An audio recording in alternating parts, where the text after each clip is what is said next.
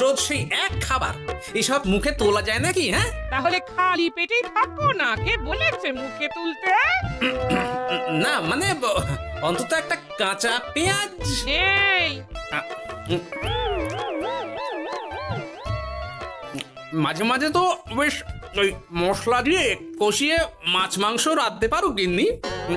বাজারে মাছ মাংসের দাম জানো? ছেঁড়া কাঁথায় শুয়ে মাছ মাংস খাওয়ার স্বপ্ন দেখতে লজ্জা করে না তোমার?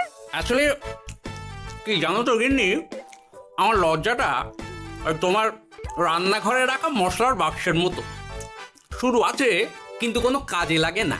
এই খবরদার, আমার রান্না তুলে একদম খোঁটা দেবে না, এই বলে দিলাম। হ্যাঁ, আমি চললাম মাছ আনতে, তুমি আদা রসুন বেটে পেঁয়াজ কুচিয়ে রাখো, বুঝলে? বলি পয়সা কোথায়? লাগবে না, মাছ খেতে হলে পয়সা নয় গিন্নি, বুদ্ধি লাগে, বুদ্ধি, বুঝলে? বুদ্ধির বদলে মাছ কোন দোকানদার দেয় গো?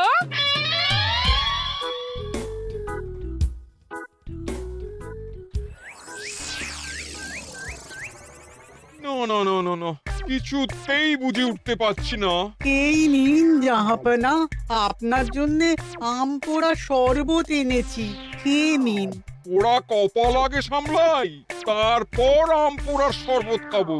সে কি জাহাপনা, আম তো আপনার প্রিয় ফল। তার চেয়েও প্রিয় ক্ষমতার লোভ। এদিকে কৃষ্ণনগর ঠিক যেন পাকা হিমসাগর, ওদিকে বর্ধমান যেন হৃষ্টপুষ্ট ফজলি, আর খাম্বাজ রাজ্য যেন লাল হলুদ গোলাপ ঘাস। এদের একসঙ্গে খেতে না পারলে আমার ঠিক ভাত হজম হচ্ছে না উজির। হবে হবে, খুব তাড়াতাড়ি এই রাজ্যগুলো আপনার বর্ষতা স্বীকার করবে জাহাপনা। শুধু চাই সঠিক উপায়। কি উপায়? এদের সঙ্গে যুদ্ধে লড়ে আপনি সহজেই রাজ্যগুলো জিতে নিতে পারেন জাহাপনা, কিন্তু তাতে রাজ্যবাসীর ভালোবাসা পাবেন না। রাজ্যবাসীর ভালোবাসা পেতে হলে প্রমাণ করতে হবে তাদের রাজারা অপদার্থ। কি বলছো উজির? আমার তো কিছুই মাথায় ঢুকছে না। আপনি হলেন বাংলার নবাব, আর কথায় আছে না, মাছে ভাতে বাঙালি। বাঙালিকে না বুঝলে বাংলা জিতবেন কিভাবে? আসুন আসুন জাহাপানা, আসুন, আমি আপনাকে বাতলে দিই বাংলা জেতার উপায়। সাব্বাস সুজির, তোমার বুদ্ধিটা ঠিক পকা ল্যাংড়া আমের মতো, না মিষ্টি।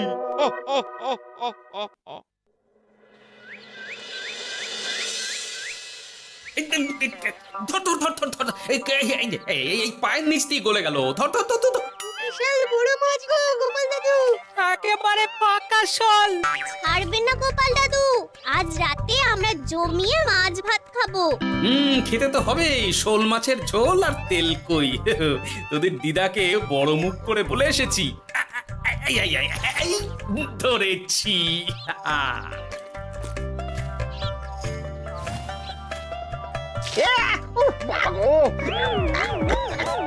ছি ছি ছি ছি, কি দুর্গন্ধ!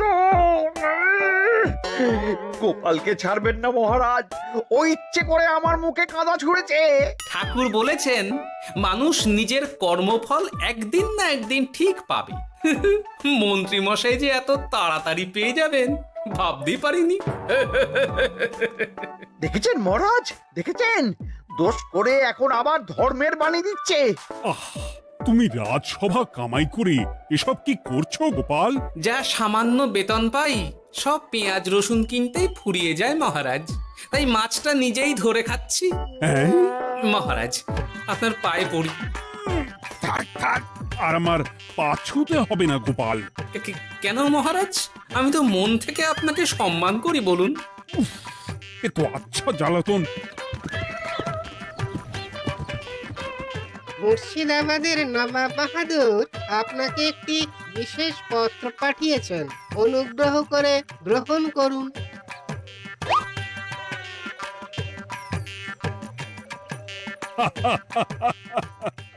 এ তো দারুণ আবদার। যাব আমি অবশ্যই যাব। কোথায় যাবেন মহারাজ? নবাব বাহাদুর লিখেছেন আগামী পরশু তার প্রাসাদে অতিথি হয়ে যেতে, তবে খালি হাতে নয়, সঙ্গে করে একটি জ্যান্ত মাছ নিয়ে যেতে। উপহারে জ্যান্ত মাছ? নবাব বাহাদুরকেও আমার মতন জল দিয়ে নুন ভাত খেতে হচ্ছে নাকি? নবাব হোক বা ফকির, সবার গিন্নি সমান। কিন্তু সঙ্গে করে কি মাছ নিয়ে যাওয়া যায়? ভেটকি, চিতল নাকি কাতলা? আচ্ছা, আগামীকাল রাজসভায় আমি সবার মতামত শুনবো। গোপাল, আগামীকাল ঠিক সময় চলে এসো কিন্তু। আগে যাব মহারাজ, শুধু আমার বেতনটা। ভেবে দেখবো। চল রে, আজ অনেক মাছ পেয়েছি। চল চল চল।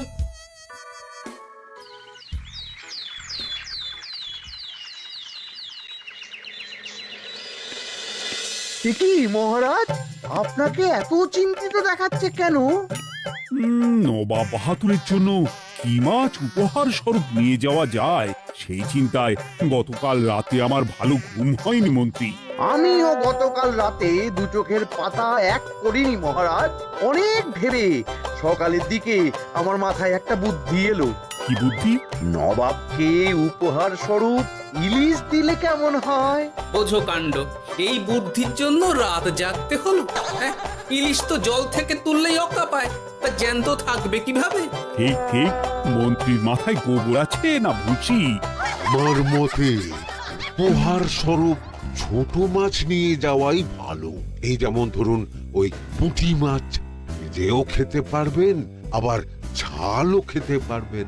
ছি ছি ছি ছি ছি, সবাই হাসবে যখন দেখবে কৃষ্ণনগরের মহারাজ উপহার স্বরূপ নিয়ে গেছেন পুঁটি। ওরে বাবাই, তাহলে থাক বাবা। তাহলে বাদ গেল মোট দুটি, ইলিশ আর পুঁটি। আমার মতে কাতলা দেওয়াই ভালো, ওজনেও বেশি হবে। না না না, কাতলা দেখতে একদম ভালো নয়, মাথা মোটা মাছ কোথাকার। উপহারে এমন কিছু দেওয়া উচিত যা দেখতে সুন্দর হবে। হ্যাঁ ঠিক তো, তাহলে বরং ভেটকি দিয়ে দিন। ভেটকি বাজারে কত করে কিলো এখন? পয়সার চিন্তা আমি করছি না গোপাল, বরং আমার চিন্তা মান সম্মানের। বাকি রাজ্যের রাজাদের তুলনায় আমার উপহার যেন নবাবের বেশি পছন্দ হয়। কিন্তু সবাইকে এরকম অদ্ভুত উপহার নিয়ে যেতে বলার কারণ কি? মাছ, তাও আবার জ্যান্ত। আচ্ছা মহারাজ, এর পিছনে নবাব বাহাদুরের কোনো চাল নেই তো? গোপাল, তুমি মিছি মিছি সন্দেহ করছো। কথা না ঘুরিয়ে বরং একটা ভালো মাছের নাম বলো দেখি। ভালো মাছ? জ্যান্ত কই মাছ নিয়ে যান মহারাজ, গতকাল অনেকগুলো ধরেছি।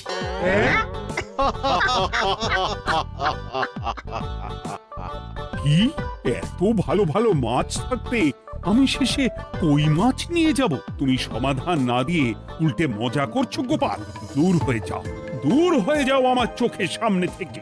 আগে ভাড়ামো করার জন্যই তো মাস গেলে বেতন পাই মহারাজ। মানে কি বলতে চাইছো গোপাল?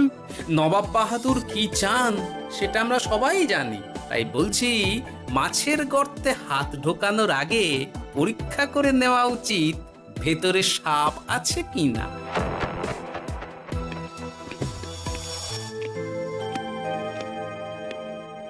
এই মন্ত্রী, গোপাল কি বলে গেল? সাপ ব্যাং কিছুই তো বুঝলাম না। ছাড়ুন তো গোপালের কথা, আমরা বরং মাছ নিয়ে আলোচনা করি। আমার মতে জ্যান্ত ভেটকি নিয়ে যাওয়াই ভালো। হ্যাঁ হ্যাঁ, আমাদেরও ওই ভেটকিতেই মত আছে। বেশ, এই নাও 100 মোহর। বেছে বেছে সবচেয়ে বড় ভেটকিটা বাজার থেকে কিনে আনো মন্ত্রী। তারপর তাকে রূপোর গামলায় জল ঢেলে রাখো। আমি কাল ভোর ভোর মুর্শিদাবাদের উদ্দেশ্যে রওনা হব। কোনো চিন্তা করবেন না মহারাজ, কাজ হয়ে যাবে। যাওয়ার সময় চিঠিটাও সঙ্গে করে নিয়ে যেতে হবে। নবাবের হুকুম।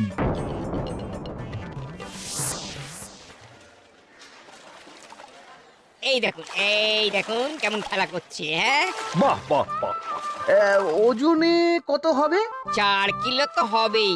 কিলো 2 পয়সা হিসেবে 8 পয়সা দেবেন। আমি শুধু ওজন জানতে চেয়েছি, দাম শুনে আমার কি হবে? এই, এটাকে গাড়িতে তোল। আর মাছের দামটা? মুর্শিদাবাদের নবাবকে আমাদের মহারাজ এই ভেটকিটা উপহার স্বরূপ দেবে। তোর ভাগ্য ভালো যে মাছটা তুই ধরে এনেছিস। আবার টাকা কিসের রে? আয় রে আয় আয় আয় আয় আয়, আমার কত ক্ষতি হয়ে গেল।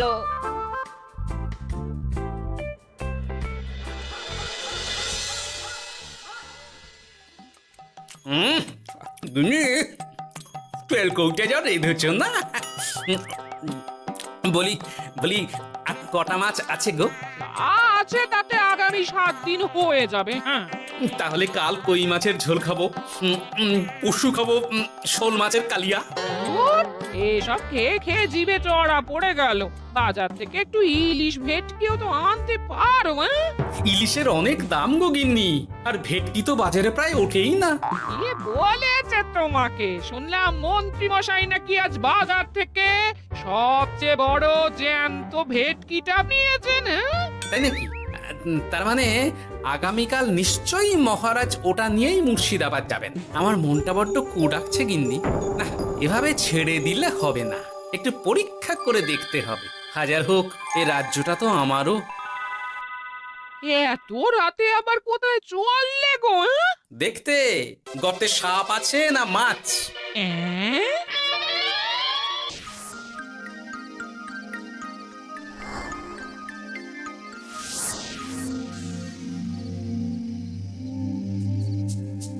এ কি গোপাল, এত রাতে? সব ঠিকঠাক বুঝেছো তো? হ্যাঁ হ্যাঁ, তুমি কোনো চিন্তা করো না গো গোপাল দাদা। তাহলে কাল উত্তরের জঙ্গলে।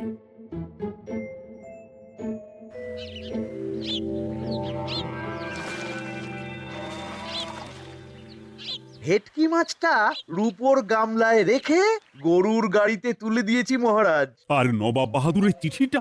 ইয়ে সিংহাসনের উপর, নিচে, ডাইনে, বাঁয়ে সব জায়গায় খুঁজলাম, কোথাও নেই।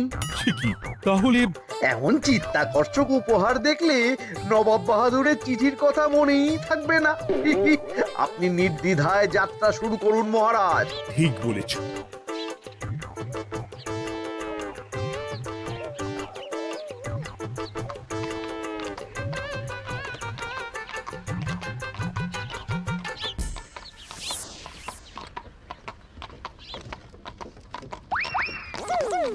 ওই তো মহারাজের রথ এসে গেছে। এই যা যা বলেছি মনে আছে তো? আছে গো আছে। ভেটকি মাছের পাতুরি আর ঝোল দুটোই রাঁধবো। হ্যাঁ, আমার ফিরতে কদিন দেরি হতে পারে, বেশি দেরি হলে তোমরা খেয়ে নিও, এবার লুকিয়ে পড়ো।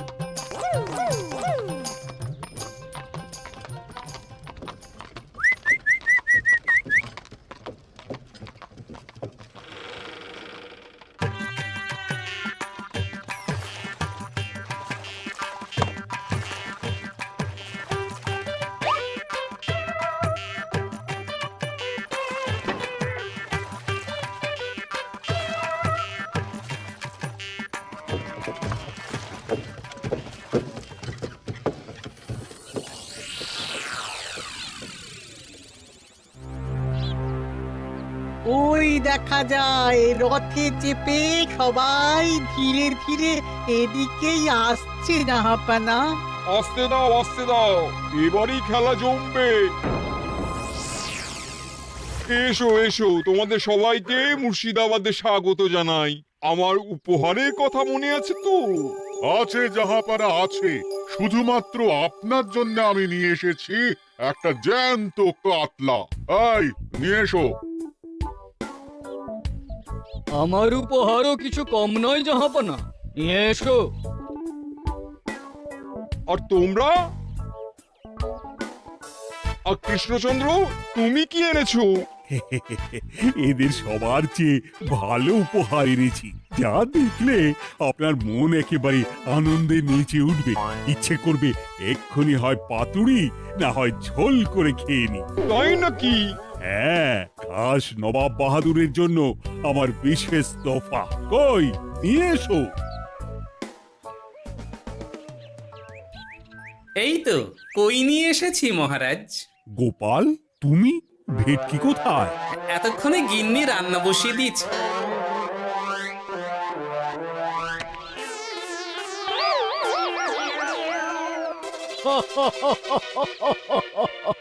শেষে কিনা কই মাছ। আর কোনো মাছ খুঁজে পেলে না নাকি কৃষ্ণচন্দ্র? ছি ছি ছি, তোমার জন্য লজ্জায় আমার নাক কাটা গেল গোপাল। ফিরে গিয়ে আমি তোমার গর্দান নেব, এই বলে দিলাম। অনেক হয়েছে, এবার তোমরা সবাই আমার কথা মন দিয়ে শোনো। আমি তোমাদের সবাইকে একটা করে জ্যান্ত মাছ আনতে বলেছি একটি বিশেষ কারণে। তার আগে সবাইকে আমি জিজ্ঞাসা করতে চাই, আপনারা সবাই নবাব বাহাদুরের পাঠানো চিঠিটা মন দিয়ে পড়েছিলেন তো? হ্যাঁ পড়েছি। হ্যাঁ হ্যাঁ হ্যাঁ, আমরাও পড়েছি। বেশ, তাহলে তো তোমরা এই আমন্ত্রণের কারণটা জানো। তোমাদের আনা মাছেদের আয়ু যতদিন, তোমাদের রাজ্যের আয়ুও ততদিন। মানে আপনাদের মধ্যে যার মাছ যেদিন মারা যাবে, জাহাপানা তার রাজ্যটা সেদিন নিয়ে নেবে। আর যতদিন না আপনাদের মাছ মরছে, ততদিন আপনারা এই প্রাসাদেই থাকবেন। হ্যাঁ, এইরকম কিছু তো চিঠিতে লেখা ছিল না। কে বলেছে ছিল না? ওই জন্যই তো আমি সঙ্গে করে চিঠিটা আনতে বলেছিলাম। এনেছো? হ্যাঁ হ্যাঁ আমি এনেছি। এই যে এখানে তো কোথাও এরকম কিছু লেখা নেই।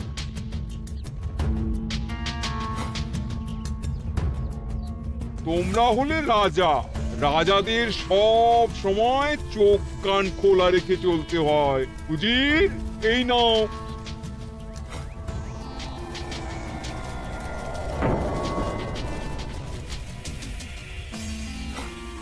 সত্যি তো, চিঠিতে তো এটাই লেখা আছে। আমাদের সঙ্গে প্রতারণা করা হয়েছে। হ্যাঁ হ্যাঁ, আমরা কেউ বুঝিনি চিঠিতে কার চুপি করা আছে। চুপ! বেশি গলা তুলে কথা বললে গলাটা শরীরের ওপরে নাও থাকতে পারে। আজ এই মুহূর্ত থেকে এই খেলাটা শুরু হলো।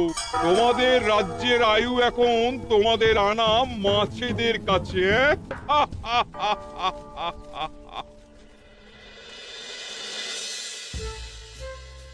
উজির, কার মাছের কি অবস্থা?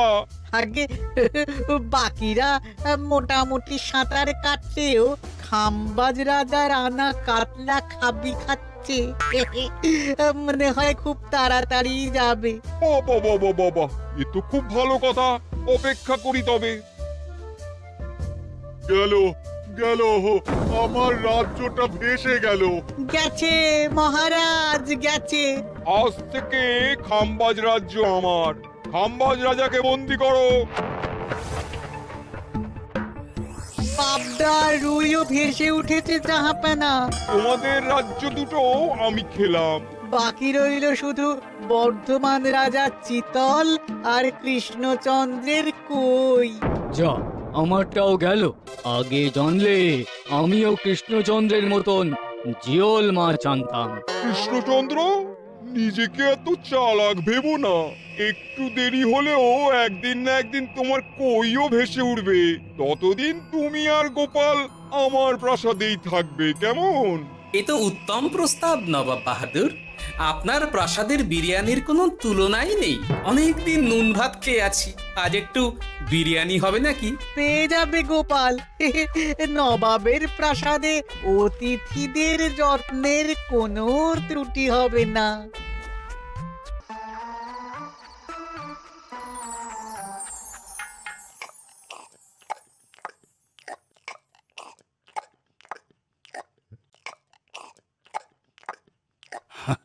আমাকে ক্ষমা করে দিও গোপাল, আমি তোমাকে অনেক কথা শুনিয়েছি, কিন্তু এখন বুঝতে পারছি কেন তুমি ভেটকির বদলে কই মাছ এনেছো।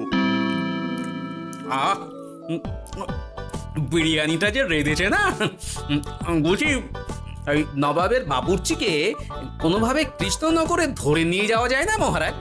গোপাল, কোনো মাছই অমর নয়। একদিন তোমার আনা ওই কই মাছটাও মারা যাবে, আর সেদিন আমাদের কৃষ্ণনগর রাজ্যটা নবাবের হবে।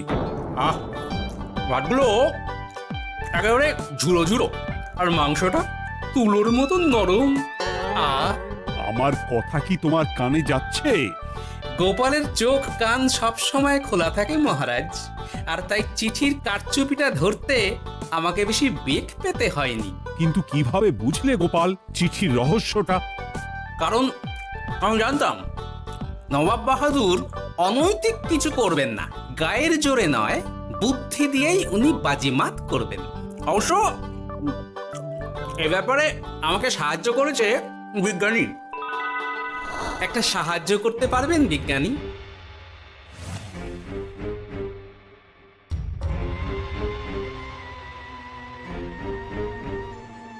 তোমার সন্দেহ একদম ঠিক গোপাল। এই চিঠিতে লেবুর রস দিয়ে লেখা হয়েছে কয়েকটি লাইন, যা শুধু আগুনের তাপেই ফুটে উঠবে। এই নাও। সর্বনাশ! গর্তে মাছ নয়, বিষধর সাপ আছে। এবার কি হবে গোপাল? আগামী 7 দিন পেট ভরে বিরিয়ানি খাবো মহারাজ, ততদিনে ওরা এসে যাবে। কারা আসবে? দেখুন না শুধু।